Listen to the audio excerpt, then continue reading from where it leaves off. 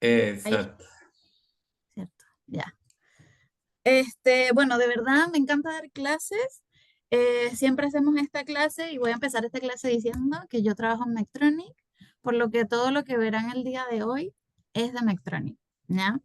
Probablemente ustedes dirán, ¿y todos los monitoreos funcionan igual? No, no todos funcionan igual, pero todos tienen más o menos la misma lógica, ¿bien? El Joana, perdón, todos los participantes ya asistieron a los simposios de ADA, perdón, de Asociación Latinoamericana de Diabetes, ya, y ya ellos son la- unos expertos también en tecnología, así que les me puede encanta. preguntar, ellos saben mucho. Muy bien, ya tengo toda la fe de que sí. Lo otro es que me gusta que me interrumpan si tienen alguna duda para no hacer esto como un monólogo, porque yo sé que el internet en Venezuela es difícil y ya no pueden prender las cámaras, así que por favor, para que podamos ir interactuando. Bien. Bueno, ¿qué es lo que vamos a ver en esta clase? ¿Qué es el monitoreo continuo de glucosa? ¿Cuáles son las limitaciones de la hemoglobina glicosilada? El consenso del monitoreo continuo del tiempo en rango, cómo funciona el monitoreo continuo, los tipos de monitoreo y finalmente la integración con la bomba de insulina. Bien, entonces, ¿qué es el monitoreo continuo de glucosa? El monitoreo básicamente consiste en un dispositivo que se coloca sobre la piel, principalmente que llega al tejido intersticial. Y desde ahí nos da información de la glucosa intersticial del paciente. Hay monitoreos que se colocan como ya más adentro, como en una operación, pero realmente son pocos los que yo he visto. No sé si alguien ha visto estos que duran 3 meses, te ponen como en una especie de operación mínimamente invasiva y toda la cosa. Pero hoy vamos a hablar de los que el paciente se cambia básicamente, sin ningún problema. Fíjense que el transmisor, bueno, este es el sensor con el transmisor y fíjense que acá hay un filamento que llega a esta parte que viene siendo el líquido intersticial. ¿Bien? Entonces, él mide aquí. ¿Qué es lo que nos ofrece el monitoreo? Y si ya ustedes vieron las charlas de la LAD, me imagino que se lo saben. Es como una imagen completa de lo que está pasando. ¿Cómo le explico yo esto a los pacientes? Le digo, imagínate que vas a ver una película, pero en vez de ver la película, te muestran fotos de la película. Si tú ves fotos de la película, quizás dices, ay, se ve una película linda. Como que muestran siempre, no sé, una familia feliz, un perrito, y cuando vienes a ver la película completa, el perrito se muere y la familia está triste. Entonces, esa es la forma como de ver el monitoreo, como en vez de tener pequeñas fotos del día, voy a tener la película completa de lo que está pasando. Porque las pequeñas fotos que vienen siendo esos puntitos rojos pueden ser que estén buenas, pero fíjense lo que pasa entre cada una de ellas. Puede pasar muchas cosas. Entonces, hay diferentes monitoreos continuos. Tenemos monitoreos intermitentes, que es este que ven acá. Esta marca ya lanzó otro monitoreo que es continuo. Ya tienen el uno y el 2 y el freestyle. Probablemente lo han visto en Venezuela porque yo sé que es muy popular en todos los países. Tienen el uno y el 2. El 2 ahora es un monitoreo continuo, mientras que el uno el paciente tiene que pasar el dispositivo para poder medir. ¿Ok? Por eso se llama intermitente. De hecho, cuando ustedes vean papers y vean que dice así ECGM, quiere decir que es un monitoreo intermitente, es decir, que no pasa la información de manera constante, sino que el paciente tiene que hacer algo para que esa información llegue. Y luego tenemos los real time, que son los que pasan la información de manera constante. Y ahí, bueno, está el de nosotros, también está el Dexcom y hay un montón más. Hay Dex, hay un montón. Ahora hay muchos. Em, pero era para que supieran como la diferencia, sobre todo cuando uno lee estudios de investigación, puedan entender qué significa cada una de estas cosas. ¿Cuáles son las limitaciones que tiene la hemoglobina? La hemoglobina glicosilada, como ustedes saben, bueno, no lo dije antes, el doctor tampoco, pero yo tengo diabetes tipo 1 y uso la bomba de insulina, sé que Nayar también. Eh, ¿Hay alguien más en este grupo que tenga diabetes? Yo Sí. tengo un hijo de 13 años con diabetes. ¿Cuál es tu nombre? Porque dice iPhone. Marbelis. Marbeli, ok. Marbeli tiene un hijo de 13 años con diabetes. ¿Vives en Venezuela, Marbeli? Sí, sí. Perfecto. Y ¿Alguien él más? usa la bomba de infusión Omnipod Ah, qué bueno. y Dexcom. Y tenía una Maravilloso. preguntita ahorita que empezaste, no sé si te la hago al final, lo puedo hacer ahorita. Pregúntame, pregúntame. Ajá, el Dexcom 7, Ajá. que es, en el Dexcom 6 está el sensor y está el transmisor, Ujú. ¿sí? El Dexcom 7 tiene todo junto. Estoy casi segura de que sí. Ok, me Estoy casi tengo que segura que es comprar todo como en uno que, y que es más ok, chiquitito. es más, es que le quiero cambiar a esa generación porque es ¿Ya? más pequeñito, pero quería saber si tenía que comprar el transmisor. Estoy Yo casi creo que segura no. que no lleva transmisor, pero tienes que buscar bien porque también es muy nuevo. ¿Ya? Sí, sí, sí. Entonces, sí, tienes que como investigarlo bien. ¿Ya? Ok, perfecto. Pero bueno, Gracias. súper. Me alegra que use bomba. ¿Alguien más acá? Mi hijo, hola, buenos días. Hola, Karina. Mi hijo tiene diabetes 1 desde ¿Ya? hace 4 años, usa Freestyle 3, Ah, maravilloso. ¿Y cuántos años tiene tu hijo? 8 Ah, súper. añitos. Estoy en Venezuela también. En Venezuela. Bien. Súper. Entonces, veo que hay bastantes o sea, que tienen historia de diabetes acá. Entonces, ¿qué pasa? Que uno como paciente, veo que son niños, pero quizás me va a apoyar en esto. Cuando uno va al médico a hacerse la hemoglobina glicosilada, o quizás se la hacía antes, siempre era un miedo, porque este era como el examen que te decía la verdad de todo, y te retaban y te regañaban por esto. Entonces, la hemoglobina glicosilada, desde hace mucho tiempo, era como un examen que el paciente le tenía miedo. Y aparte era el examen que el paciente no puede hacer trampa, porque al final tú puedes tener una glucosa en ayunas perfecta si te portas bien y haces las cosas bien. Pero la hemoglobina glicosilada como que te decía la historia, ¿cierto? Pero ¿qué pasa? Con el tiempo, por supuesto que se han dado cuentas de que la hemoglobina glicosilada tiene sus limitaciones. ¿Bien? No podemos dejar de decir que la glucosa capilar son fundamentales, 100%. No podemos dejar de hacer glicemias capilares. Ahora hay mucha tecnología que permite que uno se mida mucho menos, pero igual las glicemias capilares siempre van a ser las que van a mandar. Y como les dije, la hemoglobina glicosilada es el método tradicional. De hecho, los médicos que no se actualizan se quedan con este número nada más, pero no refleja las excursiones glicémicas que están entre los días de los pacientes, como por ejemplo hipoglicemias severas o hiperglicemias muy altas. Este estudio habla un poco, es un estudio antiguo, pero es súper bueno, y habla básicamente de que no se puede usar la hemoglobina glicosilada como un determinante del control del paciente, ¿bien? Que debe utilizarse otros factores o otros aspectos para poder decir si un paciente está bien controlado o no.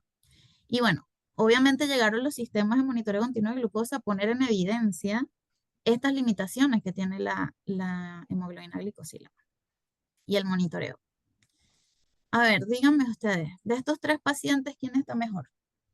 El amarillo, le voy a llamar al otro verde, porque hay gente que dice que eso es azul, verde. Bueno, el amarillo, el verde o el morado.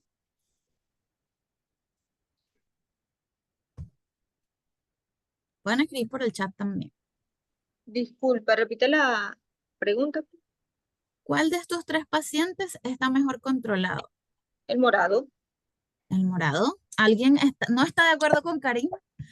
El que está en rango, que es el morado. El morado, perfecto. ¿Alguien más? No. Ok. Bueno, ¿qué pasa?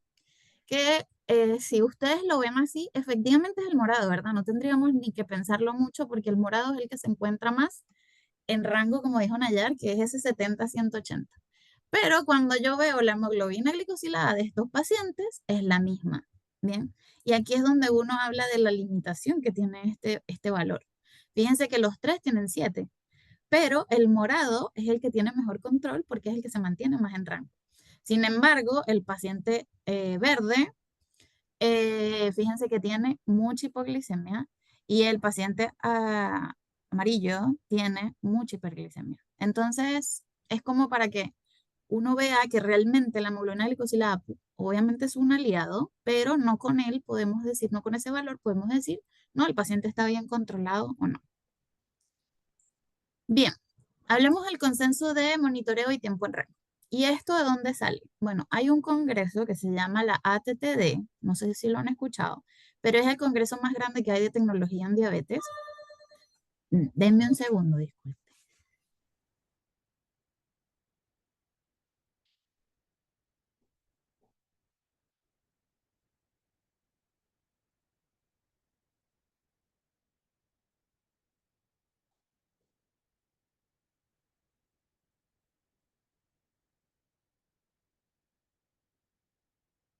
Ajá, perdón, como les dije, tenía que recibir gente. Entonces, el consenso de monitoreo y tiempo en rango nace en la ATTD, que es este congreso donde se reúnen y hablan básicamente de tecnología en diabetes. Es súper grande y lo primero que hicieron fue el consenso de monitoreo. ¿De qué trata el consenso de monitoreo? Bueno, básicamente ellos dijeron que para que un monitoreo fuera bueno, ¿sí? Tiene que tener todas estas variables. ¿Cuáles son los parámetros que uno debe considerar cuando evalúa un monitoreo?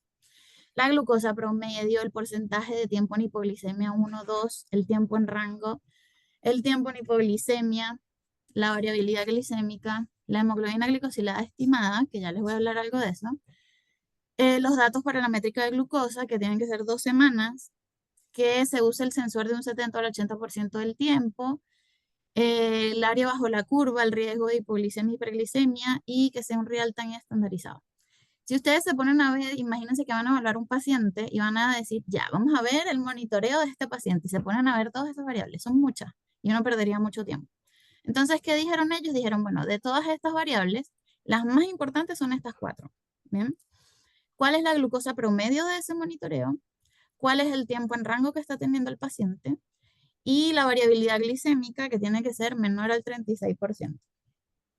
Y además la hemoglobina glicosilada estimada, que este valor lo hacen como los sistemas o las plataformas que tenemos para descargar informes, y lo que hace es que hace una estimación de la hemoglobina glicosilada. Eso ya no se llama así, ahora se llama CGM, perdón, se llama ICG, ¿ya? Que es el indicador de control de glucosa. Antiguamente, cuando hicieron este consenso, se llamaba hemoglobina glicosilada estimada. ¿Bien? Entonces, cuando yo voy a evaluar un monitoreo continuo de glucosa, lo más importante es que vea estos 4 aspectos. Y luego tenemos el consenso de tiempo en rango. Este consenso básicamente habla de que cuando vamos a evaluar el tiempo en rango de un paciente, lo más importante es que el paciente tenga al menos 2 semanas de monitoreo, que use el sensor, porque si usa el sensor, al menos el 70% del tiempo no funciona. El promedio de glucosa, el indicador de control de glucosa, que vieron que ya tiene el nombre diferente, antes se llamaba hemoglobina glicosilada estimada, el coeficiente de variación, y por supuesto los tiempos, en rango, sobre el rango y bajo el rango. Esto me imagino que lo han visto, y si no, por favor levanten la mano. Pero bueno, este es el consenso de tiempo en rango. Lo más importante acá es para los pacientes con diabetes tipo 1 y tipo 2, se espera que tengan más del 70% del tiempo en este rango, mientras que los pacientes que tienen como riesgo otras patologías asociadas, uno no se pone como tan exigente con el tiempo en rango, sino que le pide un poco menos, 50. Fíjense que cuando son mujeres embarazadas con diabetes tipo 1, se pide que tengan 70 igual, pero el valor cambia de 63 a 140. Y cuando hablamos de diabetes gestacional y diabetes tipo 2, uno espera que el paciente tenga 90% del tiempo acá, entre 63 y 140. Esto es cuando las mujeres están embarazadas, con gestacional o tipo 2. Entonces, bueno, este es el consenso que uno se lo tiene que aprender de memoria, como esperar que el paciente siempre tenga el 70% del tiempo en rango y que las hipoglicemias sean menores al 4%. Esto es como trataron de mostrar cómo se vería el paciente. Bueno, obviamente aquí ven lo que dice el consenso del monitoreo, del tiempo en rango. Y además, acá se ve una correlación del tiempo en rango con la hemoglobina glicosilada. Entonces, fíjense que, por ejemplo, Son dos estudios. Este estudio de Beck se hizo con puros pacientes con diabetes tipo 1, mientras que el de Vygotsky se hizo con pacientes tipo 1 y tipo 2. Entonces ahí está un poco quizás la diferencia. Hay muchos médicos que usan uno o el otro. La diferencia tampoco que es mucha, pero para que lo tengan en consideración. Cuando un paciente tiene 70% del tiempo en rango para Beck, tiene una hemoglobina aproximadamente de 7. ¿Bien? Y para Vygotsky es 6.7. ¿Ya? Y ambos dicen que mientras que uno suba el tiempo en rango 10% por cada 10%, para Beck se disminuye 0,5 la hemoglobina glicosilada y para Vygotsky 0.8. Entonces, básicamente, es como relacionamos el tiempo en rango con esta hemoglobina glicosilada que sigue usándose. No, no piensen que no, se sigue usando, pero ya no de manera aislada, sino con otros factores también. Bien, ¿cómo funciona el monitoreo? Bueno, como les dije, les voy a hablar del monitoreo de Medtronic, el cual ha ido evolucionando en el sentido de que antes el sensor se llamaba Enlight, ahora el sensor se llama Guardian y ahora tenemos uno nuevo que se llama Guardian 4. Ya les voy a decir las diferencias, pero básicamente tenemos un sensor que se conecta con un transmisor, que es esta conchita blanca que ven acá, que se coloca con este cérter. Ahí lo ven en el abdomen, ya no usamos casi el abdomen para poner sensores, porque usamos la parte posterior del brazo. ¿Por qué se usa el brazo y no el abdomen? Porque quizás ustedes también han visto que muchos usan en el brazo, otros en el abdomen. Y es porque en el brazo la posibilidad de que se te doble el sensor es muy baja. Mientras que en el abdomen es más alta, porque al final tú te sientas, se puede mover el sensor, te vuelves a parar. Entonces, claro, el brazo es el lugar para nosotros, para Medtronic, que mejor funciona el sensor. Este sensor es el más antiguo que les contaba. Y básicamente se ve de esta manera, imagínense esto microscópicamente. Acá está el filamento y así es como se ve. ¿Okay? Este sensor Enlight. Y acá es donde están los electrodos. ¿Bien? Entonces, esos electrodos tienen un medidor donde funciona y la referencia, ¿ya? Que es esta parte que ustedes ven acá. Lo más importante de este sensor es esta parte que ven negra. Ahí es donde él medía. Y ya van a entender por qué a la gente no le gustaba tanto este sensor. Cuando uno va más microscópicamente y saca como las capas que tiene el sensor, tiene 3 capas. ¿Bien? Tiene una capa semipermeable, una capa que tiene una enzima y finalmente la capa de electrodo. Entonces, la capa semipermeable es selectiva para glucosa y oxígeno. Entonces, cuando pasa glucosa, básicamente, bueno, la capa de enzima tiene la glucosa oxidasa, que viene siendo esa enzima que causa la reacción química, y finalmente la capa de electrodo tiene una pequeña carga eléctrica y causa la segunda reacción química. ¿Cómo funciona? La capa semipermeable, como solo puede pasar glucosa y oxígeno, pasan a través de esto a la capa de enzima. En la capa de enzima, estas dos, la glucosa y el oxígeno, en conjunto con la glucosa oxidasa, van a producir peróxido de hidrógeno y ácido glucónico. ¿Bien? ¿Qué pasa con el ácido glucónico? Es reabsorbido por el cuerpo, eso no causa nada, en muy pequeñas cantidades, y el peróxido de hidrógeno pasa a la capa de electrodo. En la capa de electrodo ocurre una pequeña reacción con una carga eléctrica y ahí se produce hidrógeno y oxígeno y finalmente los electrones. ¿Bien? Y esos electrones son los que me indican básicamente el valor del sensor. Y nosotros a esto le llamamos ISIG, ¿ya? Que es Interstitial Signal. Entonces es como la señal intersticial. Y con eso es que la bomba puede dar un valor del sensor. ¿Qué es lo que yo les decía de diferencia con respecto al sensor? El que ustedes vieron ahora es un sensor que ya de hecho en Medtronic no tenemos, ya está fuera del mercado y él medía acá. Luego vino el sensor Guardian y el sensor Guardian lo que hicieron es que en vez de medir solo abajo, medía en 3 partes del sensor. De esa manera lograron tener más precisión y menos problemas, porque pasaba que si esta parte se le doblaba al paciente dentro de la piel, ya el sensor no funcionaba tan bien. Entonces, con tener 3 espacios donde mide era diferente y de verdad funcionaba mucho mejor. ¿Cuál es la diferencia también entre otras cosas? No sé si saben lo que es el MAR, pero el MAR mide como la precisión del sensor. Es muy usado, pero también hoy en día está quedando como un poco al lado, porque al final no sabemos si queremos que sea más preciso o que haya un poco más de libertad en los pacientes también. Entonces, el Enlight tenía un MAR de 13.6 y pasamos con el Guardian Sensor a un MAR de 9.4. Entonces, bajó bastante. El sensor antes duraba 6 días, ahora dura 7. El tamaño, aunque uno ahí los ve chiquititos y obviamente súper chiquitito, de 1 milímetro cúbico pasó a 0.2, es decir, se disminuyó un 80% el tamaño del sensor. Y bueno, el transmisor tenía otro nombre, pero igual requería calibraciones. ¿Qué significa calibraciones? Que el paciente se midiera y le dijera a la bomba cuánto tenía de valor de glicemia capilar. Hoy en día existe el Guardian 4, que no requiere calibraciones. ¿Bien? Esa es la diferencia que tiene con respecto al 3. Es decir, el paciente se pone el sensor y él va midiendo. No le piden nunca glicemia. Bien. Si tienen alguna duda, por favor, interrumpan. Vamos a hablar de los tipos de monitoreo. En Medtronic tenemos diferentes tecnologías. Está la bomba Mini-Link, que hasta que yo me vine de Venezuela, había gente que la usaba. El Guardian 4, la bomba 640, la 670 y la 780. Todas estas hacen lectura en tiempo real, me permiten ver tendencias y alertas. Esta que está acá ya está básicamente descontinuada. Creo que nadie debe usarla, pero para que ustedes sepan que esto existía. Bien, existía esta bomba con este monitoreo que usaba el sensor Enlight, el más antiguo. Ya de aquí en adelante ese sensor no se usa. Luego tenemos todos estos que hacen predicción de hipoglicemia e hiperglicemia.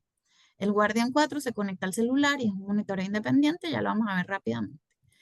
Estas bombas tienen la suspensión predictiva y previenen hipoglicemias. Estas dos bombas tienen una basal automática y finalmente la 780, además de la basal automática, tiene correcciones automáticas.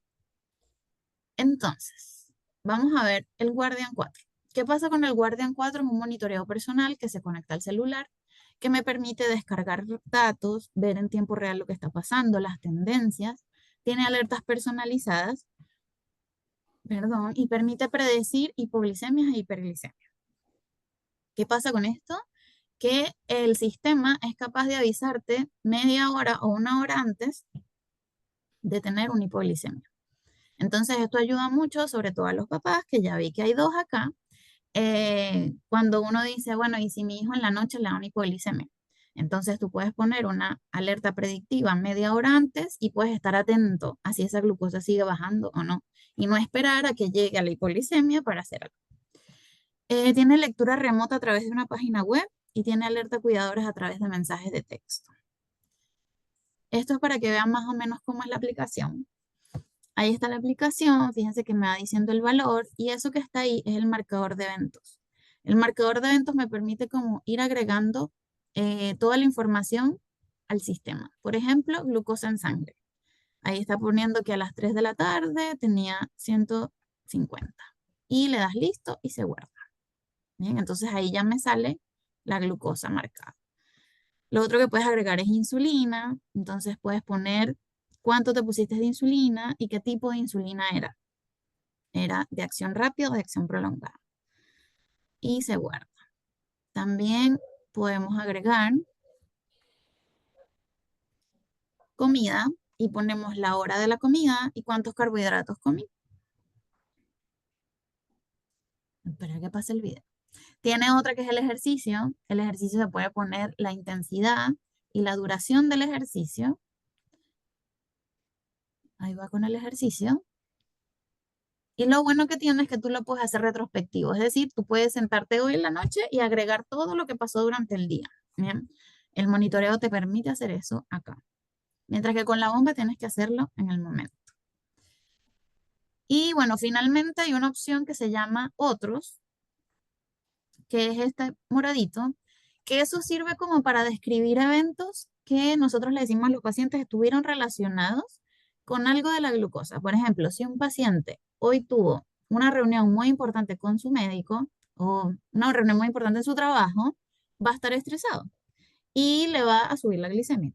Entonces, él puede escribir ahí como, ¿sabes qué? Reunión de trabajo. Y cuando ya el médico o ustedes van a evaluar, dicen, oye, aquí te subió la glicemia, ¿qué te pasó? Ah, no, estaba en una reunión de trabajo, listo. Entonces uno como que no toma en cuenta ese día para tomar decisiones. En el ejemplo dice dolor de cabeza, que puede pasar. Y también lo que pueden poner es, por ejemplo, ese día me caí. Ese día el paciente se cayó y no sé, tuvo un esguince. Entonces esas cosas se pueden colocar. Y lo otro es cómo se ve el sistema.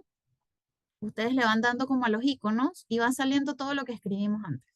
¿Bien? Va saliendo como qué significa cada cosa. Ahí está la glucosa. Y puedes ir viéndolo hacia adelante o hacia atrás, lo que habías puesto y lo que había pasado. Bien, ese es el monitoreo independiente. Ahora, hablemos del monitoreo con la bomba de insulina. Como les dije, el sensor de nosotros es este que está acá y mide en el líquido intersticial. Y está conectado a un transmisor. Ese transmisor se recarga. Bien, se recarga y cada 7 días el paciente se lo quita y se lo vuelve a poner cargado con un sensor nuevo. ¿Cómo funciona esto? Bueno, básicamente la glucosa viene por la sangre y pasa al líquido intersticial. Una vez que llega ahí, el filamento toma esa señal IC, que ya vimos cómo se produce, y esa señal viaja del sensor al transmisor y del transmisor a la bomba. Y en la bomba, esa señal es convertida en un valor de glucosa del sensor.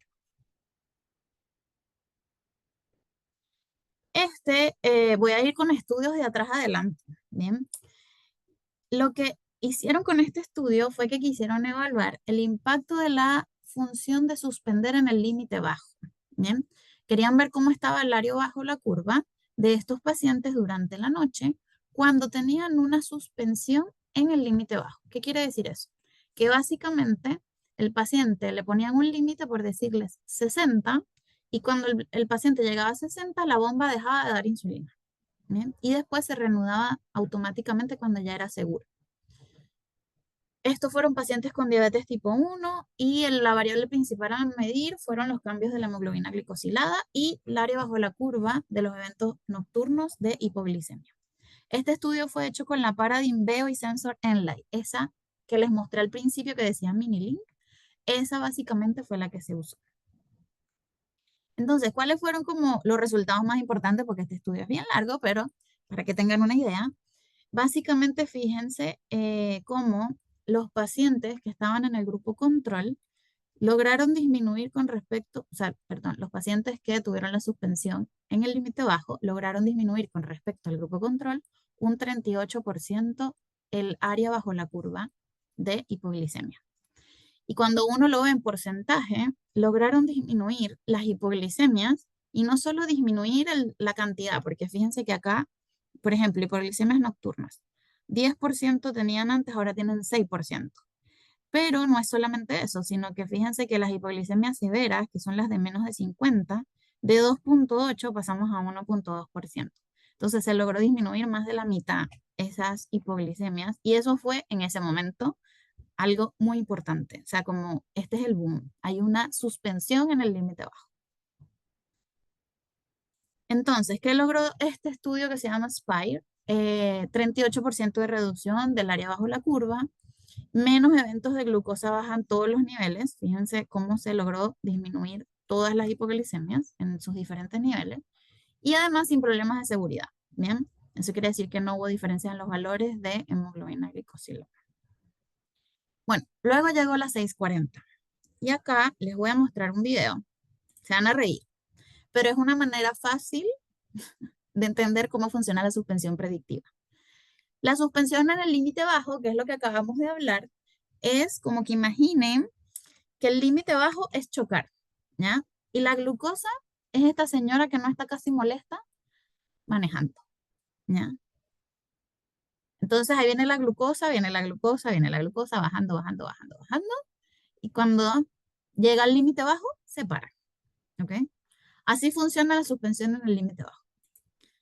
Y luego tenemos la suspensión antes del límite bajo. Ya sabemos que chocar es llegar al límite bajo. ¿Qué pasa con la suspensión predictiva? Lo mismo, da el camión manejando, ¿sí? Que es la glucosa que viene bajando, y justo antes de llegar al límite, es decir, de chocar, ella se va a detener, ¿sí? Es la manera más práctica de ver esto. Ahora les voy a explicar la otra forma. Pero es como para que entendamos un poco la analogía de la suspensión antes del límite bajo. Como antes de chocar, pum, yo me suspendo. Ahora, ¿cómo funciona realmente? Básicamente, el paciente, cuando tiene la suspensión en el límite bajo, tiene su glucosa, llega a un límite que esto se ve con el equipo de salud, que puede ser 60, y una vez que llega ahí, la bomba deja de dar basal. Y cuando ve que es seguro, reanuda. ¿Bien? Así funciona suspensión en el límite. ¿Cómo funciona la suspensión antes del límite bajo? O suspensión predictiva. El paciente viene bajando, entonces la bomba detecta que en media hora más el paciente va a estar 20 puntos sobre su límite bajo. En media hora más. Y ella dice, ¿sabes qué? Hay riesgo de hipoglicemia, así que me voy a suspender ahora. Y se suspende en 100 en este ejemplo. ¿Ok? Y con eso, lo que uno evita son las hipoglicemias. Ya van a ver en el siguiente estudio qué fue lo que pasó con estos pacientes. Pero se logra evitar las hipoglicemias y luego de que es seguro, ella se reanuda. ¿Ok? Yo siempre le enseño esto a los pacientes y les digo, ¿qué hipoglicemias no va a evitar la bomba? Cuando usted se puso que iba a comer 50 hidratos de carbono y se come 10. ¿Por qué? Porque esa insulina ya pasó a su cuerpo. Mientras que las hipoglicemias que son causadas por la basal, sí se pueden evitar, porque esa insulina como que va pasando cada 5 minutos al cuerpo. Entonces, bueno, esta suspensión se logra obviamente gracias al monitoreo. Fíjense cómo... Ay, disculpa, Sí, ¿podrías pregunta. repetir otra vez eso? Que no ¿Cuál? me quedó muy claro. La Ajá, predictiva, ajá, voy de nuevo. Ay, perdón. Ya, el paciente viene bajando, ¿ok? Y esto matemáticamente funciona de la siguiente manera. Si el paciente tiene un límite de 60, la bomba media hora antes de llegar a 20 puntos sobre ese límite se detiene. Por eso es que ven esa línea en 80, porque esos son los 20 puntos por encima de 60.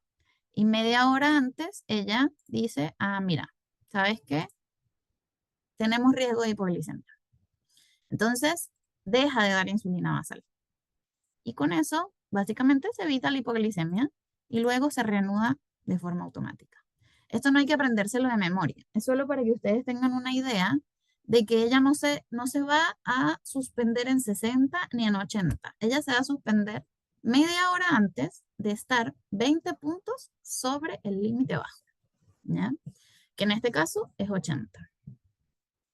No sé si ahí me expliqué, Maribel, ¿cierto? sí, Ya, sí, súper, gracias. súper. Bien, entonces, ¿qué pasó con los pacientes que hicieron un estudio ahora para evaluar realmente esa suspensión predictiva? Bien, fueron pacientes obviamente con la 640, ya estamos hablando de esta bomba, y determinar la aceptación de estos sujetos que eran 40. ¿Cuál fue la variable primaria a evaluar? El porcentaje de valores de glucosa del sensor después de una suspensión y el área bajo la curva en los eventos de hipoglicemia nocturna. Y bueno, la variable secundaria fue la confianza de los pacientes en este sistema. Entonces, a grandes rasgos, nuevamente, el resultado como más importante es que la suspensión antes del límite bajo logró evitar 1.323 eventos, que eso representa casi el 83% de las hipoglicemias. Entonces, durante la noche, durante el día, el 83%, durante la noche se logró evitar el 84%.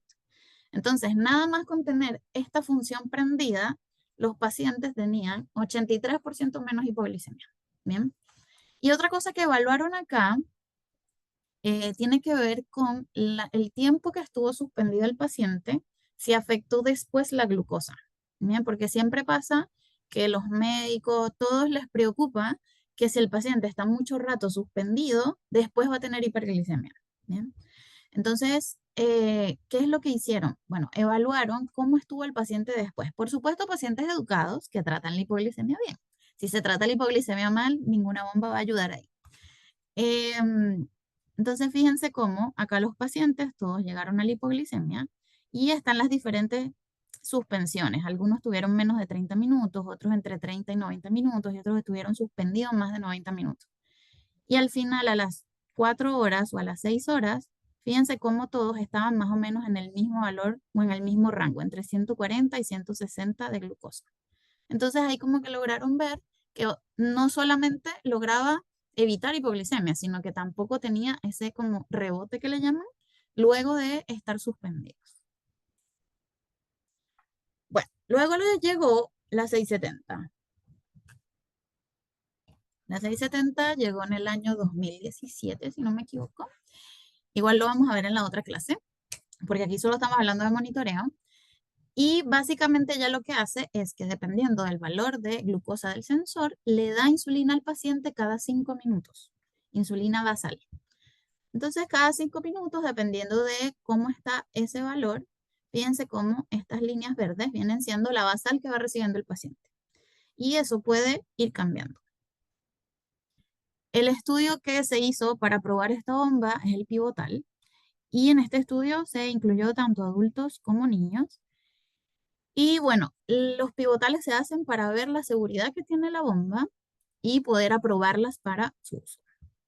¿Qué hicieron con estos pacientes? Estuvieron 2 semanas en una fase de inclusión, luego 3 meses en estudio, pero claro, día 7 fue que activaron este modo automático que era lo que querían evaluar. ¿Ya? En la 670 se llama modo automático.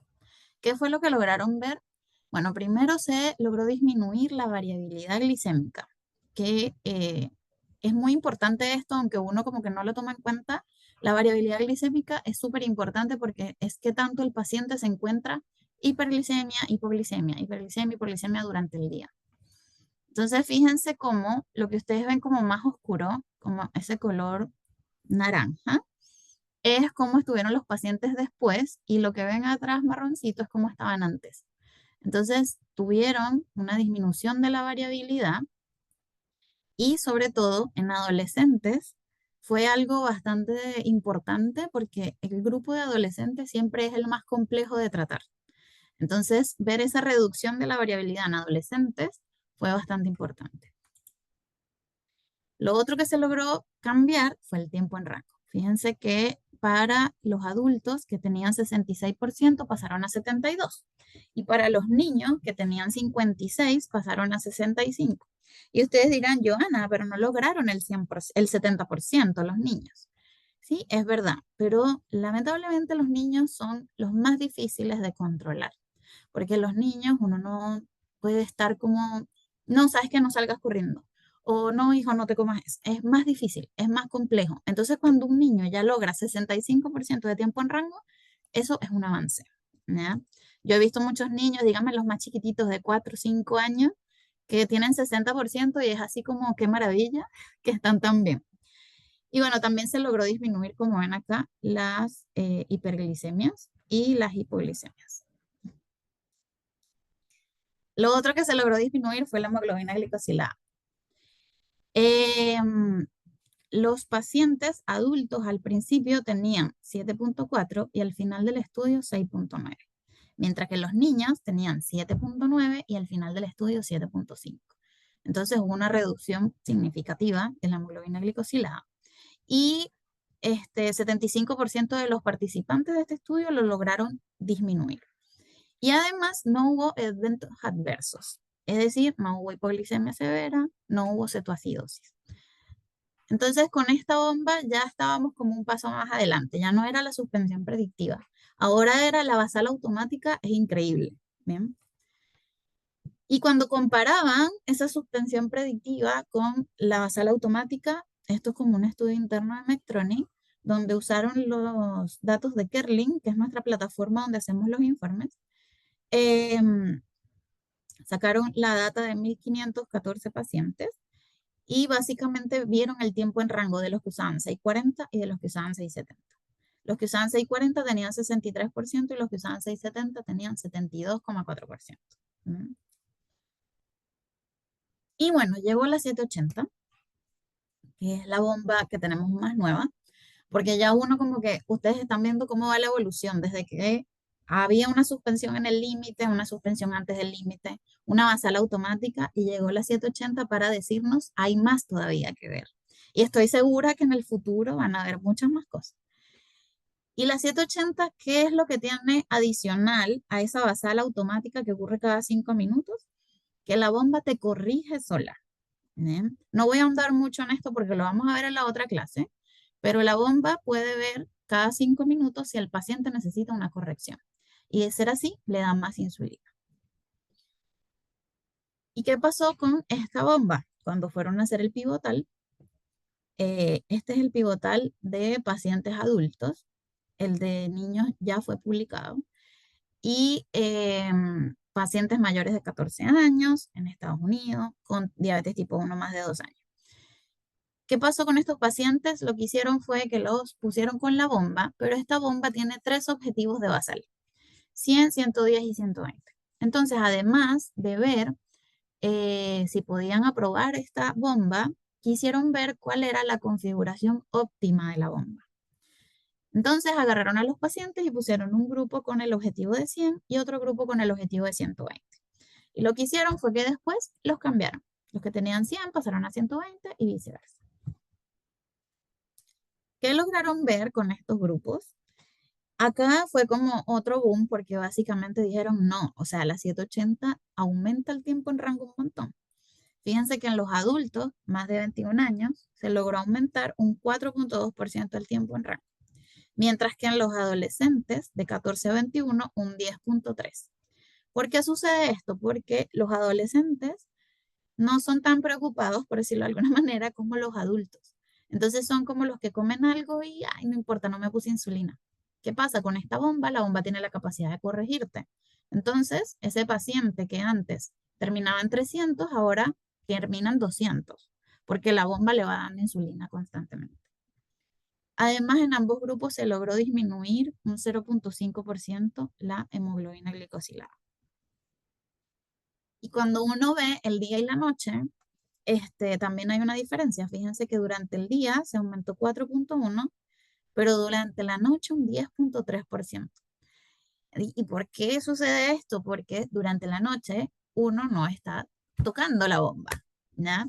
Y lamentablemente se logra mejor control cuando no estamos tan atentos o haciendo cosas, ¿sí? Esa es la realidad. Ojalá, pero no vamos a estar durmiendo todos todo el día.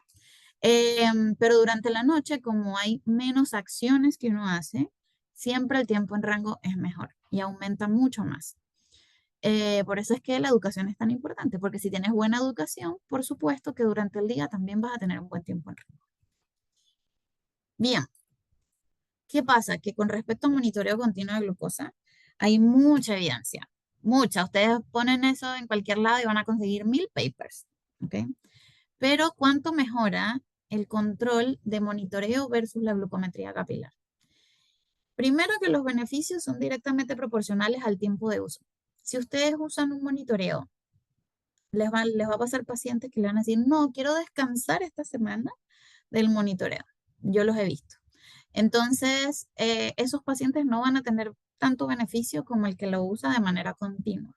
Y además, los resultados, como de usar un monitoreo, se ven a los 3 meses. Entonces, a los 3 meses es que uno puede decir si hubo un cambio. La disminución en la tasa de hipoglicemias. ¿Por qué? Porque dependiendo del monitoreo que uses, por supuesto, pero el de Medtronic, como ya vieron, puede reducir hasta 75% las hipoglicemias nocturnas. Pero también el tener un monitoreo continuo te permite estar más atento a cómo está tu glucosa y tomar mejores decisiones. Cuando uno no usa monitoreo, me ha pasado 1000 veces esto, la gente piensa que le va bien. La gente se mide y te dice, no, si yo como sushi me va perfecto. Yo me mido, tengo 100 y cuando voy a cenar tengo 100. Me va súper bien. Pero resulta ser que cuando comen sushi terminan en 300 y gracias a la basal que tienen, que quizás es muy alta, la glicemia baja sola. Entonces, el monitoreo como que te ayuda también a ver eso y a estar como más atento. disminuye la hemoglobina glicosilada, lo vimos desde el principio hasta el final, siempre se va a lograr disminuir, pero los cambios son más significativos durante los primeros 3 meses. Uno ve que los pacientes bajan la hemoglobina y después se quedan. Y esa es la idea es que bajen y logren mantenerla en el tiempo, no que vuelvan a subir. Reduce la variabilidad glicémica, que también lo vimos con la 670. El tiempo en rango, por supuesto que aumenta. Y finalmente, las mejoras en la calidad de vida a largo plazo, que esto también es algo que hoy se habla mucho, que antes no se hablaba, y es el distrés asociado a la diabetes. Y además la seguridad antihipoglicemia. Los pacientes no lo dicen, pero tener diabetes es estresante. Es estresante. Uno piensa que simplemente es medir, es ponerse insulina y son muchas cosas. De hecho, cuando hacen todo bien y les sale todo mal, eso frustra. Entonces, son muchas cosas que también hoy en día se habla mucho más, que me encanta, que es un poco la calidad de vida de los pacientes. ¿Tienen alguna pregunta?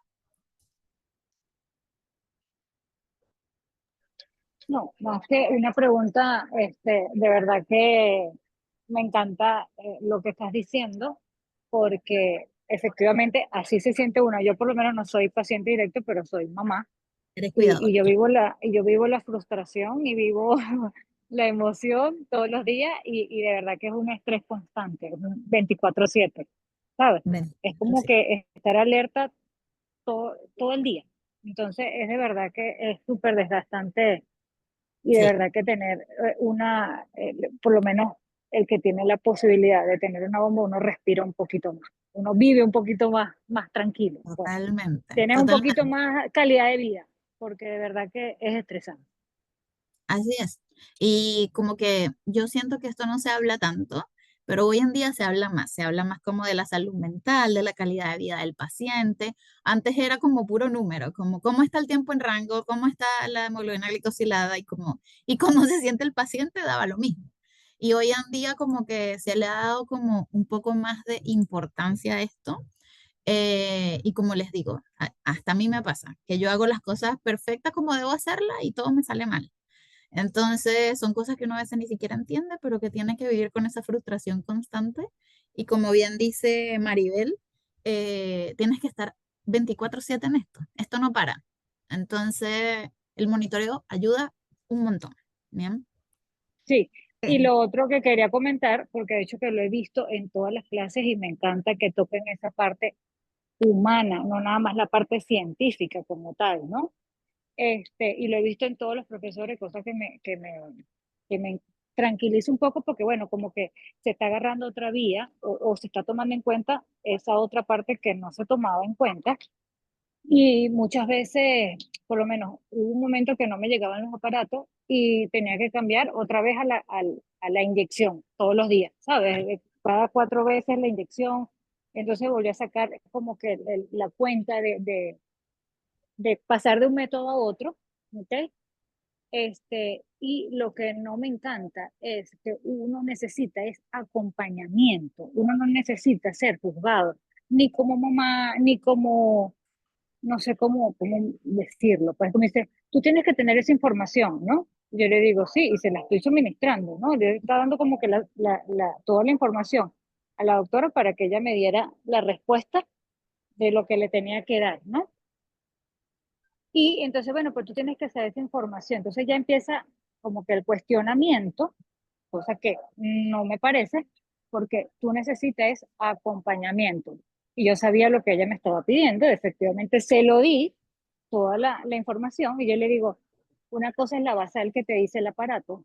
Sí, pero tú te pones a ver la basal que le está usando y unos días son más, unos días son menos. Y es que efectivamente es así. es El así, tal cual. aparato tiene una basal que te, por el programa que usted me le colocó. Pero dependiendo, hay días que se están en el rango, hay días que no, y por supuesto, a demanda del paciente puede ser más o puede ser menos. Sí, y eso Pero lo vamos si a yo ver en estoy la clara clase en hoy. esa información, Exacto. ajá, esa información uno la tiene clara, pero antes de saber si la mamá sabe, te tiran. Pero esa información la tiene, espera, ya va, o sea, acompáñame simplemente. Yo lo que te pido es que, y ustedes como, tú sé que eres nutricionista, ¿no? Sí, Es simplemente nosotros, yo lo veo, imagínate, soy mamá, pero soy paciente.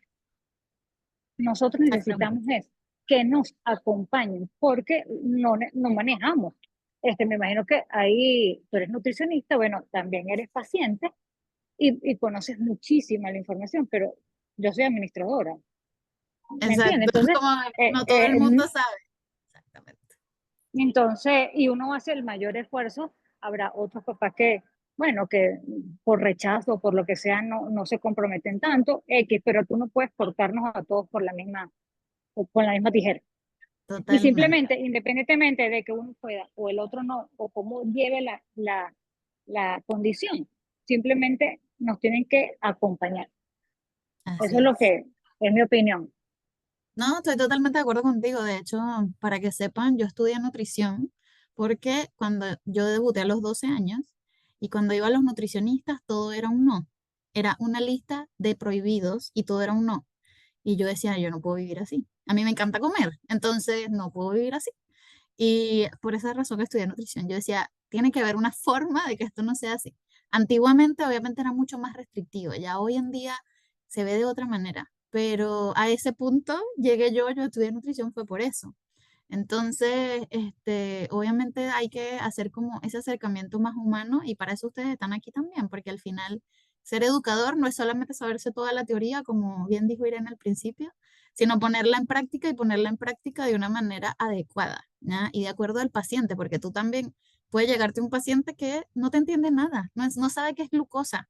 Entonces, tú tienes que saber explicarle de una manera que él entienda toda la información y como empoderarlo también en su condición.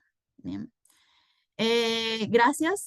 Ah, dígame, Karina, abriste el micrófono. Hola. Bueno, yo siento, igual que Marbeli, como mamá, que yo he tenido la suerte que la endocrino a mí me ha comprendido, por lo menos Víctor no lleva la basal que ella quisiera que llevara, porque es que el monitoreo dice que no puedo ponerle más basal porque pasaría toda la noche remontando.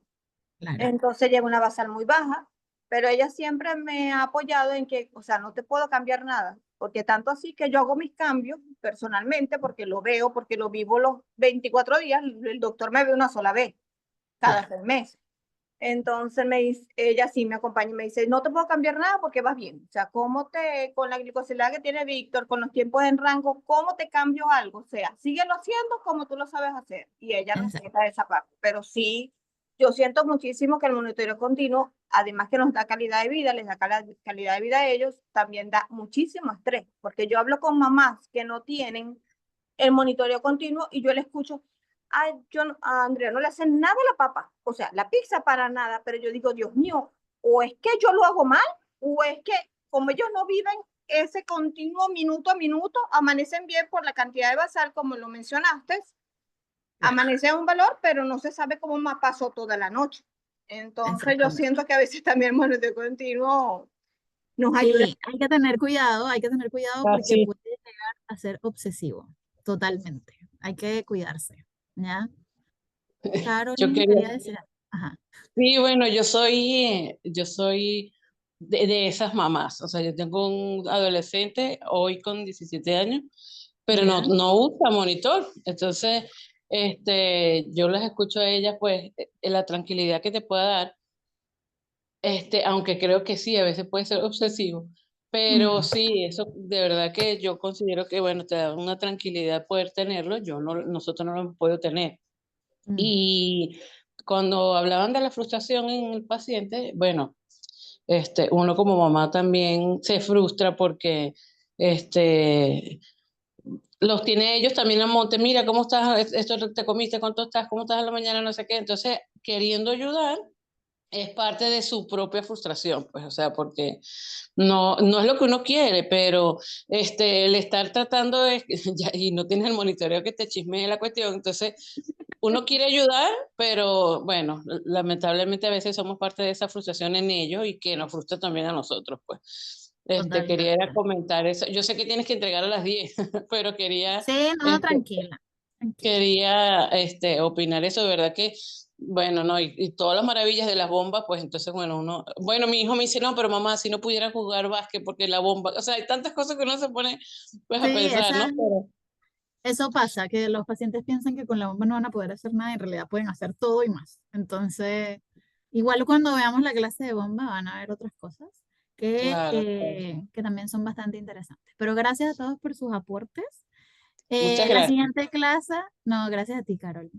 La siguiente clase la vamos a empezar a las 11, ¿ya? Así que nos vemos a las 11 en el otro link para la clase de bomba. Los espero. Chao. Listo, gracias, profesora. Hasta luego. Gracias. Gracias. Chao.